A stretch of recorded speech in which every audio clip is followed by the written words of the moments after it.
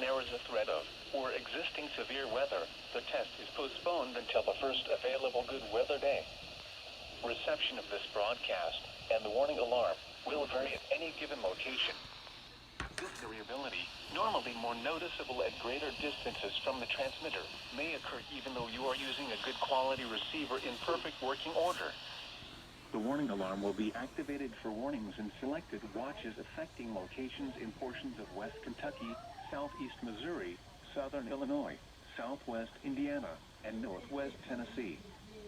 This concludes this test of NOAA Weather Radio's warning device. We now return to our regular programming.